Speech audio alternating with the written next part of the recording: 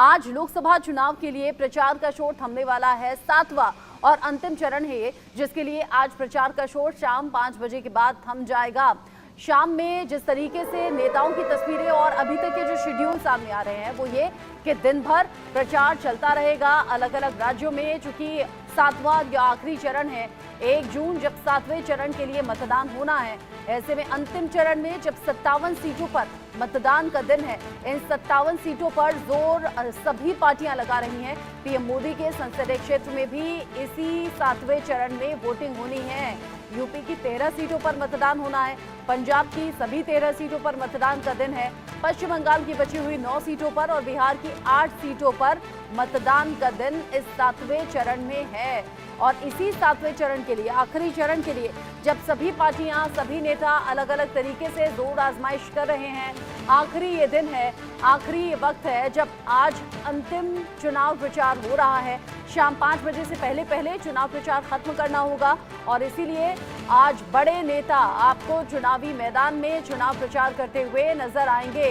1 जून का इंतजार, जब 7वां और आखिरी चरण है, और उसके बाद 4 जून रिजल्ट का दिन, जब हम सभी को ये मालूम हो जाएगा कि इस बार देश में बनने जा रही है किसकी सरकार। पश्चिम बंगाल की 9 सीटें, बिहार की 8 सीटों पर मतदान होना है।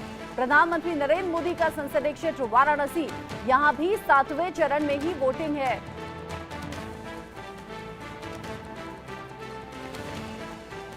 कोलकाता से रैनिक दत्ता हमारे साथ जुड़ गए हैं इस पर ज्यादा अपडेट के साथ। पटना से रितेश मिश्रा हमारे साथ में होंगे।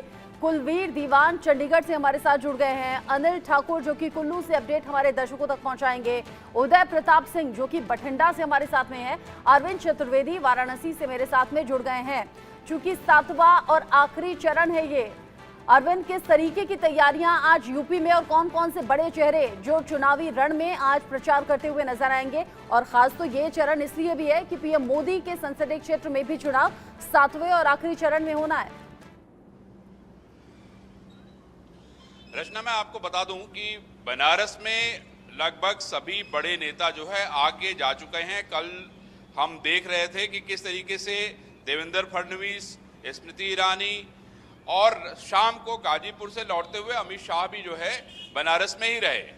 आपको मैं बताना चाहता हूं कि अमित शाह और सुनील बंसल ने जिस तरीके से पूरे बनारस की रणनीति बनाई है, उससे ये समझ में आता है कि जो 10 लाख का टारगेट है, 10 लाख वोटों का, उसको हर हाल में ये पूरा करना चाहते हैं। और इनको लगता है कि ये प्रधानमंत्री के लिए बहुत बड़ी जीत होगी और बनारस से एक ऐसा संदेश जाएगा जो पूरे देश में एक जो है स्थायित्व का माहौल जो है पैदा होगा। और यहाँ पर इस समय जो नेता हैं, जो कार्यकर्ता हैं, उनका यही काम है कि वो घर घर जा रहे हैं।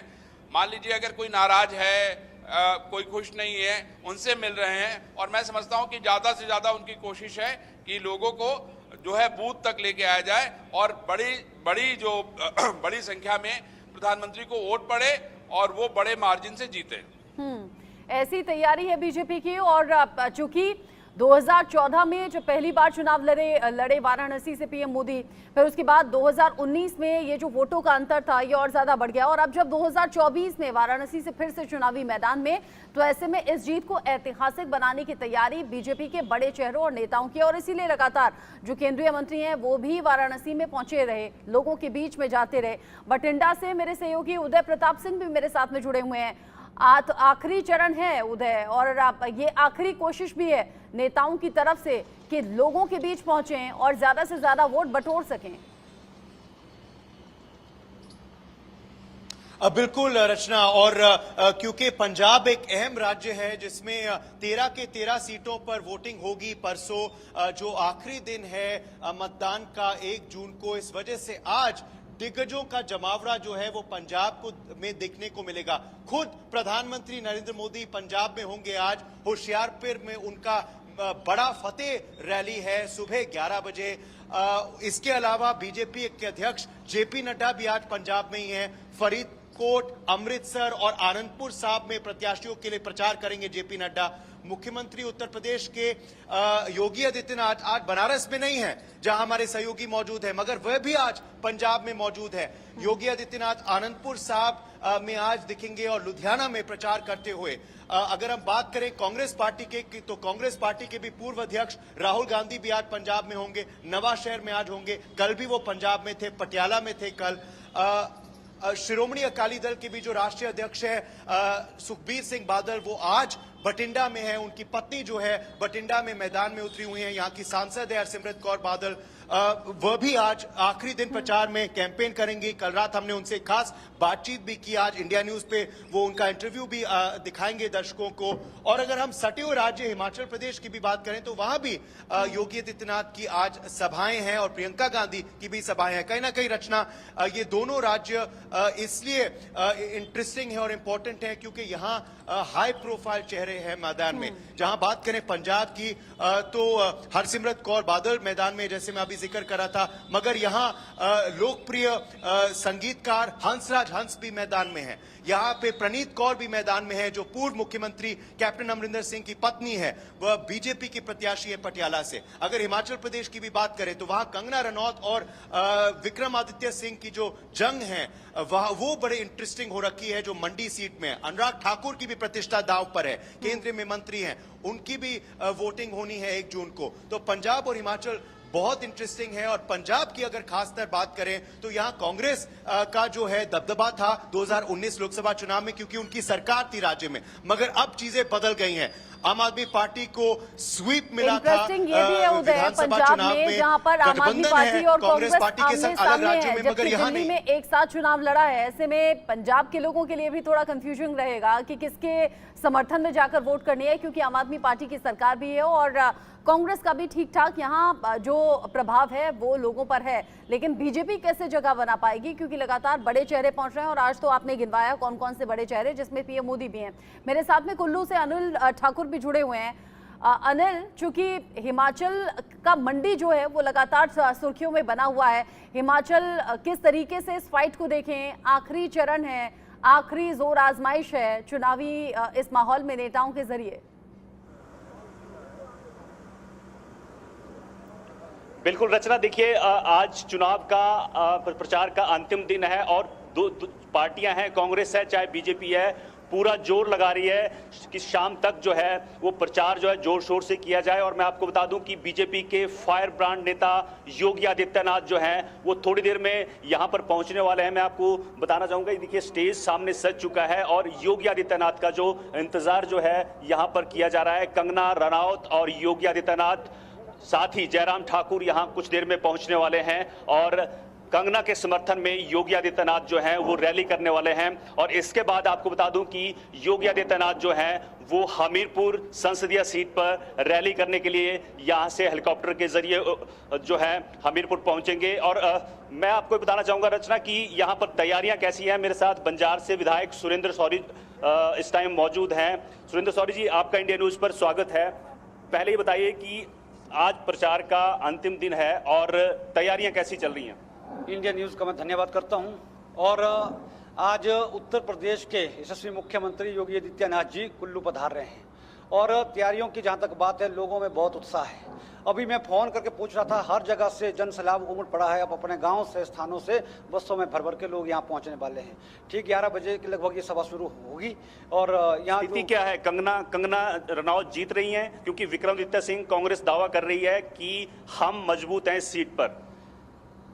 मैं कहना चाहूँगा कि विक्रमादित्य सिंह कंगना के सामने कहीं भी नहीं टिक पा रहे हैं। और जो आज मोदी जी का जो रैली मंडी में हुई वो ऐतिहासिक हुई और आज योगी जी की रैलियां ऐतिहासिक होगी और इसके बाद हमारा प्रचार और ज़्यादा उठ जाएगा।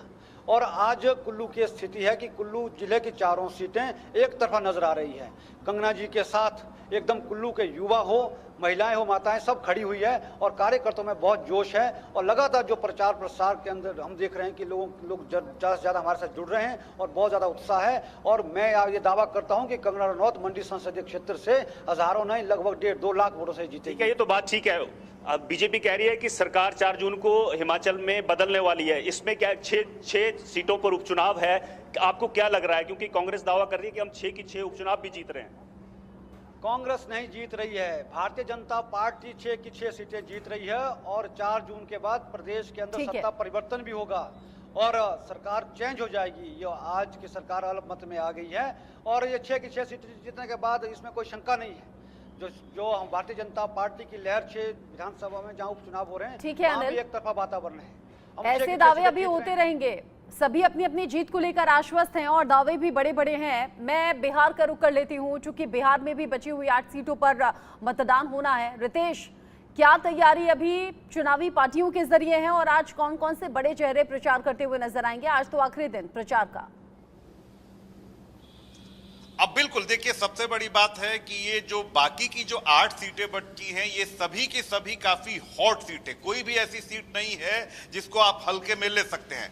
8 जो हैं उसका अपना दबदबा है और खास तौर पर अगर देखें तो इन 8 सीटों पर एनडीए की पूरी तरीके से साख जो है वो लगी हुई है और खास तौर पर बीजेपी की, क्योंकि बीजेपी इनमें से 4 सीट पर वो चुनाव लड़ रही है। एक पर जो उपेंद्र कुशवाहा हैं वो लड़ रहे हैं। इसके अलावा जो 2 सीटें हैं उस पर जेडीयू की जो प्रतिष्ठा है वो दांव पर लगी हुई है। तो राजनीतिक दलों की पूरी तैयारी है इन 8 सीटों के लिए। देखिए कि राहुल गांधी से लेकर प्रधानमंत्री नरेंद्र मोदी सभी ने अपने अपने प्रत्याशियों के लिए चुनाव प्रचार किया है। इसी बात से अंदाजा लगाया जा सकता है कि ये 8 सीटें जो हैं वो इंडिया अलायंस और एनडीए के लिए कितना महत्वपूर्ण है।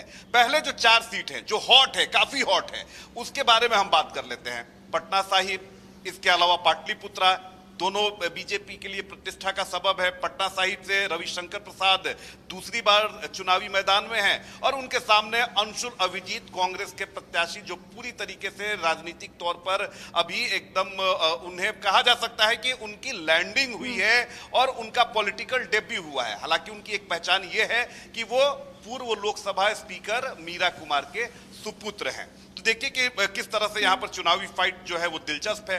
पाटलिपुत्रा की अगर बात करें तो वहां पर एक तरफ देखिए कि आरजेडी से मीसा भारती हैं, हाई प्रोफाइल व्यक्तित्व उनका, कई बार वो चुनावी अखाड़े में उतर रही हैं, हालांकि सफलता नहीं मिल पा रही है। और उनके सामने राजनीति के मंझे हुए खिलाड़ी, आप देखिए कि अगर इस बार जीत जाते हैं तो रामकृपाल यादव हैट्रिक लगाएंगे। कभी आरजेडी से उनकी शुरुआत हुई थी राजनीति की और लालू प्रसाद यादव के काफी ही विश्वस्त सिपहसलार माने जाते थे। अब बात कर लेते हैं आरा की। तो आरा में देखिए कि आरके सिंह है, अपना व्यक्तित्व है। आप देखिए कि केंद्र सरकार में वो कितने बड़े अधिकारी थे और अब आरा में वो बनी हुई है और बड़े चेहरों को लेकर चर्चा बहुत ज्यादा है। चूंकि और जगह से भी रितेश संवाददाता हमारे साथ में है, टाइम कम है। रौनिका जल्दी से रुक कर लेती हूँ। रौनिक, पश्चिम बंगाल में जो अभी का माहौल बना हुआ रहा, ममता बनर्जी गरजती रही, बरसती रही और कहती रही कि बीजेपी को उखाड़ कर फेंक देंगे। माहौल अभी क्या है बचे हुए सीटों को लेकर और आखिरी चरण को लेकर? देखिए, आखिरी चरण में मेगा फाइट होने जा रहा है टीएमसी और बीजेपी के बीच में, ये बोल सकते हैं। क्योंकि 2019 का अगर बात किया जाए, ये जो 9 सीटों में लड़ाई होने जा रहा है, ये 9 सीट टीएमसी का खाता में था। मगर इस टाइम 3 सीट को लेकर सबसे बड़ा चर्चा हो रहा है। जो 3 सीट के अंदर सबसे महत्वपूर्ण सीट है बशीरहाट, क्योंकि ये बशीरहाट में ही पड़ता है संदेशखाली। जिस संदेशखाली इशू को लेकर पूरा देश भर में चर्चा चल रहा था, वो संदेशखाली में चुनाव होने जा रहा है। और ये संदेशखाली में बशीरहाट से बीजेपी का उम्मीदवार, संदेशखाली का प्रेरित महिला रेखा पात्रो, दूसरी तरफ टीएमसी का उम्मीदवार 2009 साल में पहली बार टीएमसी को इस सीट जिताने वाला हाजी नूरुल इस्लाम। और इसीलिए बशीरहाट सीट को सबसे ज्यादा महत्वपूर्ण बोला जा रहा है पश्चिम बंगाल में। दूसरा अगर बोला जाए, कोलकाता नॉर्थ कोलकाता में फाइट टीएमसी बीजेपी के बीच में तो है ही, मगर इधर बोल सकते हैं कि टीएमसी वर्सेस फॉर्मर टीएमसी है। क्योंकि टीएमसी छोड़कर बीजेपी ज्वाइन किए हैं तापस रॉय, और तापस रॉय के साथ फाइट है टीएमसी का सबसे ज्यादा वरिष्ठ नेता सुदीप बंदोपाध्याय का। ये सीट को भी एक हॉट सीट कर सकते हैं। इंटरेस्टिंग रहेगा देखना जो नेता चले गए उनके लिए क्या रहता है चुनाव। विधानसभा इलेक्शन में ममता बनर्जी जरूर जीती थी, लेकिन विधानसभा और लोकसभा इलेक्शन में फर्क होता है। लोग ये जानते हैं कि ये देश के लिए चुनाव हो रहा है, ये केंद्र सरकार के लिए चुनाव हो रहा है। देखना होगा लोगों का रुझान किस तरफ रहता है। मेरे साथ में कुलवीर दीवान चंडीगढ़ से जुड़ गए हैं। कुलवीर, चूंकि पंजाब की सभी 13 सीटों पर इलेक्शन होना है और ऐसे में बड़े चेहरे आज चुनावी मैदान में प्रचार करते हुए नजर आने वाले हैं। देखिए, बिल्कुल पंजाब में वैसे तो 328 उम्मीदवार मैदान में हैं, लेकिन मुख्य मुकाबला जो है वो आम आदमी पार्टी, कांग्रेस, भारतीय जनता पार्टी और श्रोमणी अकाली दल में है। और आम आदमी पार्टी और कांग्रेस की यदि बात करें तो क्योंकि आम आदमी पार्टी पंजाब में सत्ता में है और कांग्रेस विपक्ष की भूमिका निभा रही है। हालांकि राष्ट्रीय स्तर पर दोनों पार्टियां अलायंस में लड़ रही हैं। राजधानी है चंडीगढ़ पंजाब की, वहां पर दोनों पार्टियां एक साथ लड़ रही हैं, जहां से मनीष तिवारी जो कांग्रेस के उम्मीदवार हैं वो अलायंस के उम्मीदवार है, यानी आम आदमी पार्टी वहां पर उनको समर्थन कर रही है। लेकिन पंजाब में तस्वीर बिल्कुल उल्ट है, दोनों पार्टियां एक दूसरे के आमने सामने हैं।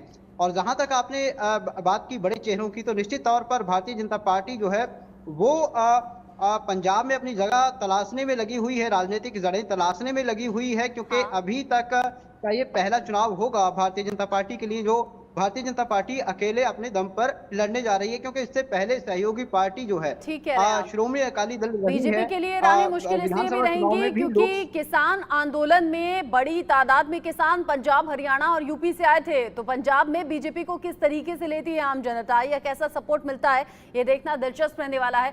आप सभी का बहुत बहुत शुक्रिया। अब अंतिम और 7वें चरण के लिए आज प्रचार का शोर शाम 5 बजे थम जाएगा। दिन भर जो रैलियां होंगी, जो बड़े भाषण होंगे आप तक पहुंचाएंगे।